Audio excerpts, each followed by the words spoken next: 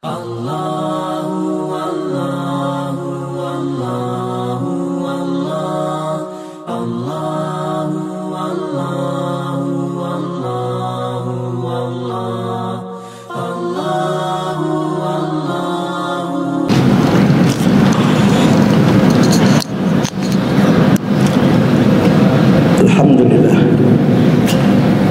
Alhamdulillahirabbil alamin wassalatu wassalamu ala asyrafil anbiya'i wal mursalin sayyidina Muhammadin wa ala alihi wa sahbihi ajma'in. Asyhadu an la ilaha illallah wahdahu la syarikalah wa asyhadu anna Muhammadan abduhu wa rasuluh. Ayyuhal hadirun, usikum wa nafsi wa iyaya bitaqwallah faqad fazal muttaqun. Wa qala ta'ala ittaqullaha haqqa tuqatih wa la tamutunna illa wa antum muslimun. Jemaah Jumat yang dimuliakan oleh Allah, dalam waktu yang sangat terbatas ini, mari kita merenung akan satu, yaitu apa yang difirmankan oleh Allah Subhanahu wa taala. Yang pertama di dalam surat At-Taubah ayat yang surat At-Taubah, yaitu ayat yang ke-33.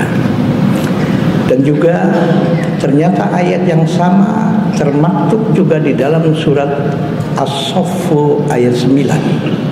Dan juga ternyata ayat yang sama, walaupun diakhiri dengan ungkapan yang berbeda, juga termaktub di dalam surat Al-Fatih, yaitu ayat ke-28. Apa firman Allah Subhanahu wa taala yang ada di dalam, yaitu surat At-Taubah ayat 33 dan surat As-Saff ayat 9 tersebut. Allah ungkapkan, a'udzubillahi minasyaitonir rajim, bismillahirrahmanirrahim. Walladzi arsala rasulahu bil huda wa dinil haqq liyuzhirahu 'alad dini kullihi walau karihal musyrikun. Tapi di dalam surat Al-Fatih, yaitu ayat 28, Allah katakan, walladzi arsala rasulahu bil huda wa dinil haqq liyuzhirahu 'alad dini kullihi wa kafa billahi syahida. Usikum wa nafsi wa iyaya bitaqwallah. At-Taubah yaitu satu istilah di dalam bahasa Arab yang juga sudah menjadi istilah di dalam bahasa kita, yaitu dalam bahasa Indonesia, yaitu dikenal dengan istilah taubat. Dan as-saffu juga adalah istilah dalam bahasa Arab yang sering kita dengar, yang mana jamak atau plural dari kata as-saffu ini adalah sufuf. Biasanya kalau kita ingin sholat, imam selalu mengingatkan, yaitu sawu sufufakum. Kemudian al-fathu itu adalah juga bahasa Arab. Kalau kita terjemahkan ke dalam bahasa Indonesia, artinya adalah kemenangan.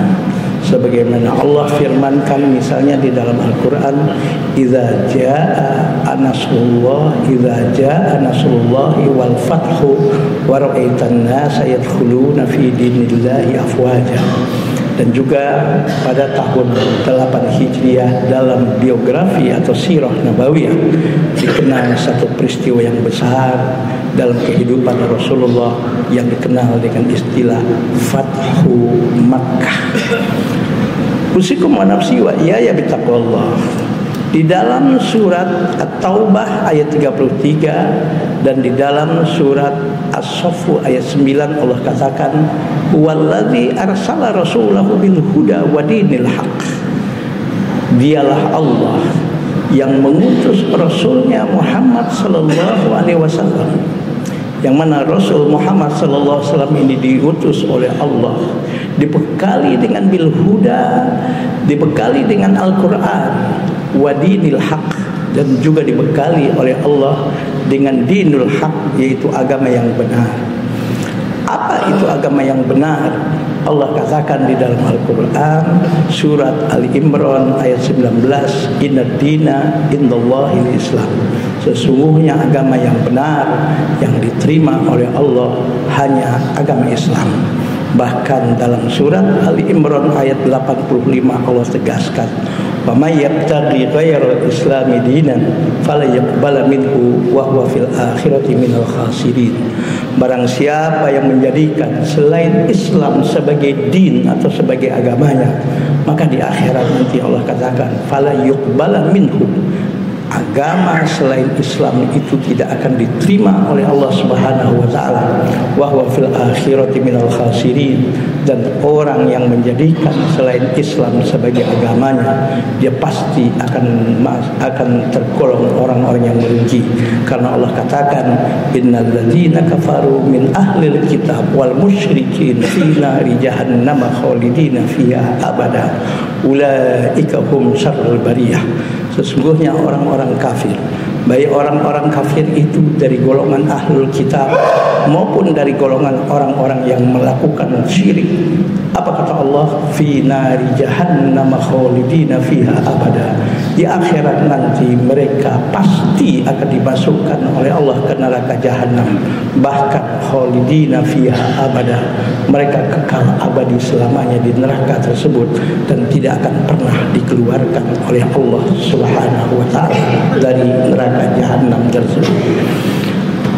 Usikum wa nafsi wa iyaya bittaqwa. Kenapa Allah Subhanahu wa taala mengutus Nabi Muhammad sallallahu alaihi wasallam ke permukaan bumi ini, yang mana Rasul dibekali oleh Allah bil huda wa dinil haq, yaitu dengan Al-Qur'an dan dengan membawa agama yang benar ini.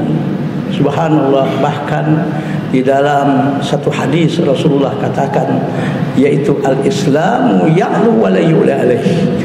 Islam adalah agama yang tinggi dan tidak akan pernah ada agama dan ajaran yang bisa mengalahkan keagungan dan tingginya agama Islam tersebut.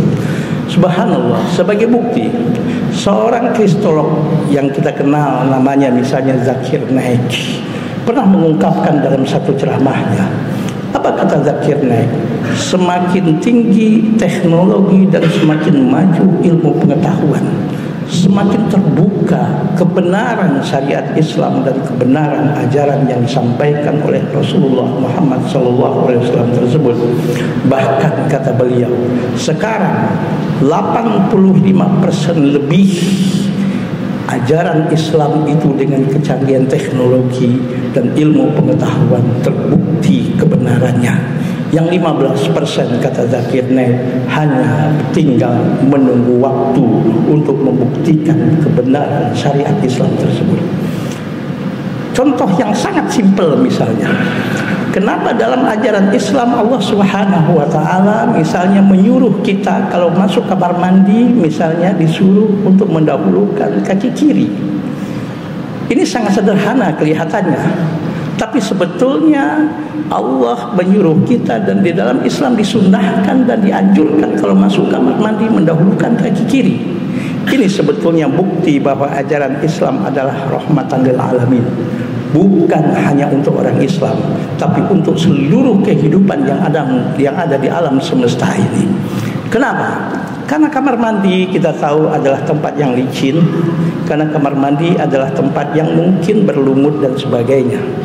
Kalau kita dahulukan kaki kanan masuk ke kamar mandi, kebetulan kamar mandi itu licin karena basah. Kalau kita terjatuh dan terpeleset, apa yang terjadi? Kaki kiri kita, kalau kita dahulukan kaki kanan, tidak sekuat pertahanan kaki kanan. Tapi kalau kaki kiri yang didahulukan masuk kamar mandi misalnya, seandainya pun terpeleset, misalnya kamar mandinya licin dan basah, insya Allah tidak mengakibatkan fatal. Karena apa? Pertahanan kaki kanan masih kuat. Subhanallah. Tapi jangan coba-coba kaki kanan yang kita dahulukan masuk kamar mandi. Apa yang terjadi? Ketika jatuh fatal, karena kekuatan kaki kiri untuk menahan yang namanya beratnya tubuh tidak sekuat kuatnya kaki kanan ketika menahan yaitu beratnya tubuh. Subhanallah. Ini sebetulnya ajaran yang kelihatannya simpel, dan ini salah satu bukti bahwa ajaran Islam itu adalah rahmatan lil alamin, bukan hanya untuk orang Islam saja. Kenapa Allah Subhanahu wa taala mengharamkan darah misalnya untuk dikonsumsi dari hewan-hewan seperti kambing, sapi, ayam, itik untuk dihalalkan dagingnya, tapi darahnya diharamkan? Subhanallah. Kalau kita sakit misalnya, atau hewan sakit dibawa ke dokter hewan, atau kita sakit dibawa, kita pergi ke dokter, apa kata dokter? Maaf Pak, kami ambil ya darahnya sedikit, sekian mili, kemudian dimasukkan ke laboratorium, dalam waktu yang tidak lama, 1 jam misalnya, sudah terdeteksi penyakit apa yang ada di dalam tubuh. Subhanallah. Kolesterolnya tinggi sudah diketahui, gula darahnya tinggi sudah diketahui, bahkan terjadi pengentalan darah pun sudah diketahui, terindikasi terkena kanker pun sudah diketahui, padahal hanya memeriksa darah yang begitu sedikit di dalam laboratorium. Kita orang yang awam dalam ilmu medis pun sudah bisa menyimpulkan bahwa darah adalah sarang dan tempatnya yang negatif dan penyakit pada manusia, bahkan pada hewan, sekalipun darah dagingnya halal untuk dikonsumsi. Subhanallah. Kenapa Allah mengharamkan darah? Karena Allah sayang, karena Allah menginginkan kita selamat. Rahmatan lil alamin, bukan hanya orang Islam, tapi juga siapapun manusia yang mengkonsumsi darah tersebut rentan akan terkena penyakit yang ada pada tubuh hewan yang dikonsumsi tersebut. Makanya itu Zakir Naik mengatakan, dengan kecanggihan teknologi dan ilmu pengetahuan, subhanallah, semakin terbukti kebenaran syariat Islam itu adalah rahmatan lil alamin. Makanya itu Rasul katakan, al-Islamu ya'lu wa la yu'la alaih. Tapi apa yang terjadi ketika kita menyampaikan syariat ini, ketika kita menyampaikan dan mendakwahkan kebenaran ini, apalagi orang-orang tua kita, apalagi Rasul Muhammad sallallahu alaihi wasallam, banyak menghadapi tantangan-tantangan, sehingga Allah katakan di situ, walau karihal musyrikun, walaupun Rasulullah membawa syariat ini dimodali oleh Allah dengan membawa Al-Quran, walaupun Rasulullah SAW diutus oleh Allah yaitu untuk menyampaikan ajaran Islam ini, mereka menghadapi begitu banyak tantangan-tantangan dari orang-orang kafir dan orang-orang yang melakukan perbuatan syirik, sehingga berbagai macam cara dilakukan untuk menghalangi dakwah ini. Disinilah kenapa rahasianya di dalam surat At-Taubah dan di dalam surat As-Saffu Allah katakan, yaitu walladzi arsala rasulahu bil huda wa dinil haq liyuzhirahu 'alad dini kullihi, yaitu Allah Subhanahu wa taala mengutus Rasul Muhammad sallallahu alaihi wasallam, yang mana Rasul diutus dibekali oleh Allah dengan Al-Qur'an dan dibekali dengan agama yang benar ini, liyuzhirahu 'ala dini kullihi, agar Allah mengunggulkan ajaran agama Islam ini dari seluruh agama yang ada di permukaan bumi ini. Tapi resikonya adalah Allah katakan, walau karihal musyrikun, banyak orang-orang yang benci dan banyak orang yang menghalangi dakwah Islam ini. Subhanallah. Kenapa ayat ini ada di dalam surat At-Taubah?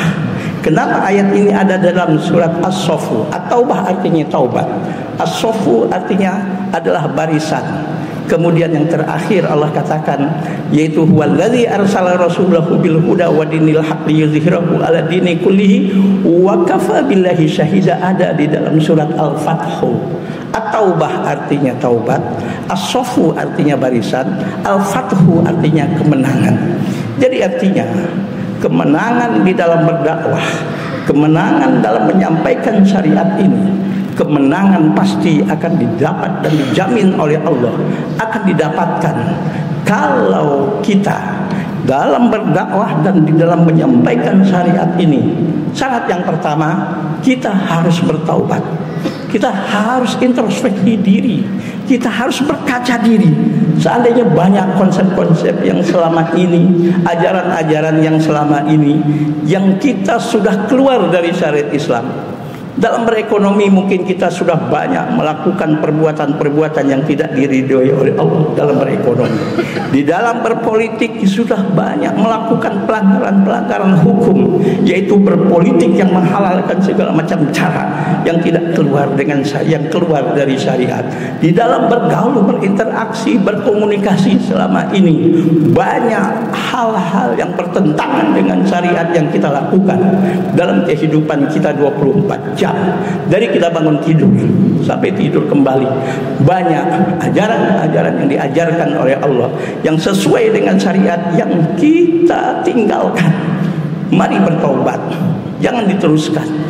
Yang kedua, setelah kita kembali kepada kebenaran, setelah kita bertaubat dan taubatan nasuha, taubat yang sebenar-benarnya, yaitu ikhlas di dalam bertaubat, menyesal atas dosa-dosa yang pernah kita lakukan selama ini, dan kita bertekad untuk tidak mengulangi lagi. Kemudian yang kedua, ayat ini ada di dalam surat As-Soffu. As-Soffu itu artinya adalah barisan. Selain bertaubat, mari sama-sama kita menjadi umat yang dalam satu barisan. Artinya adalah jangan gampang dipecah belah. Jangan gampang kita diadu domba. Jangan gampang kita dijadikan sebagai alat oleh orang-orang yang justru ingin menghancurkan kita. Subhanallah, Allah janjikan, insya Allah kalau kita kembali kepada jalan yang benar, kalau kita tidak teruskan apa yang disebut dengan pelanggaran-pelanggaran hukum syariat tersebut dalam hidup kita, dalam segala aspek kehidupan kita, dan kita umat ini bersatu, dan kita tidak gampang untuk diadu domba, insya Allah al-fathu, kemenangan itu pasti akan didapatkan oleh umat ini. Dan yakinlah, Allah katakan wa kafa billahi syahida, Allah lah cukup menjadi bukti dan menjadi saksi atas kemenangan yang didapat oleh umat ini. Tapi dengan syarat bertaubat, kembali ke jalan yang benar, kembali kepada hukum yang benar, kembali kepada konstitusi yang benar, kembali kepada undang-undang yang benar. Jangan teruskan pelanggaran-pelanggaran hukum tersebut, dan kita bersatu, dan jangan gampang diadu domba. Insya Allah al-fathu, kemenangan akan diraih oleh umat ini. Inilah diantara ulama katakan dalam beberapa kitab tafsir, kenapa ayat huwallazi arsala rasulahu bil huda wa dinil haq liyudhhirahu 'ala dini kullihi walau karihal musyrikun. Dan terakhir wa kafa billahi syahida terdapat di dalam surat At-Taubah. Yang kedua terdapat dalam surat As-Soffu. At-Taubah artinya bertaubat, As-Soffu artinya barisan, dan yang ketiga terdapat dalam surat Al-Fathu. Al-Fathu artinya adalah kemenangan. Mustahil kemenangan akan didapat dalam perjuangan ini, maaf, kalau dosa-dosa maksiat dan pelanggaran syariat masih tetap kita lakukan.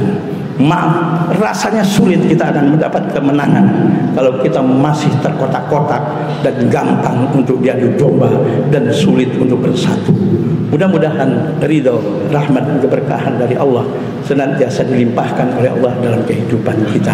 Inna ahsanal kalam kalamullahi malikil mannan wa biqawli yahtadil muhtadun. A'udzu billahi minasyaitonir rajim. Bismillahirrahmanirrahim. Wal asri innal insana lafi khusrin illal ladzina amanu wa amilus solihati wa tawasau bil haqqi wa tawasau bis sabr. Barakallahu li wa lakum fil Qur'anil azim wa nafa'ani wa iyyakum bima fihi minal ayati wa dzikril hakim wa taqabbala minni wa minkum tilawatahu innahu huwas samiul alim.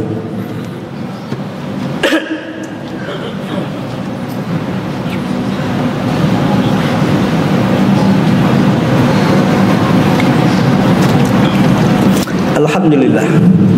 Alhamdulillahilladzi hadana li hadza wa ma kunna linahtadiya laula an hadanallah. Wassalatu wassalamu ala asyrafil anbiya'il mursalin nabiyina Muhammadin wa ala alihi wa sahbihi ajma'in. Asyhadu an la ilaha illallah wahdahu la syarikalah wa asyhadu anna Muhammadan abduhu wa rasuluh. Ayyuhal hadirun, usikum wa nafsi wa iyaya bittaqwallahi faqad fazal muttaqun. Wa qala ta'ala ittaqullaha haqqa tuqatih wa la tamutunna illa wa antum muslimun. Ya'lamu ayyuhan nas annallaha shalla 'ala nabi qadima wa qala ta'ala innallaha wa malaikatahu yusholluna 'alan nabi ya ayyuhalladzina amanu shallu 'alaihi wa sallimu taslima. taslima Wadallahumma anil khulafai rasyidin Abi Bakrin wa Umar wa Utsman wa Ali wa baqiyati sahabati wa tabi'in wa tabi'in lahum bi ihsanin ila yaumiddin. Allahumma ighfir lil muslimin wal muslimat wal mu'minin wal mu'minat al ahya'i minhum wal amwat innaka sami'un qaribun mujibud da'wat wa yaqdiyal hajat. Ya Allah, ya Tuhan kami, telah banyak nikmat yang Kau anugerahkan dalam hidup kami, ya Allah. Jadikan kami ini hamba-Mu yang banyak syukurnya atas segala nikmat yang Kau berikan, ya Allah. Jadikan kami ini hamba-Mu yang banyak sabarnya atas segala ujian hidup yang Kau berikan, ya Allah.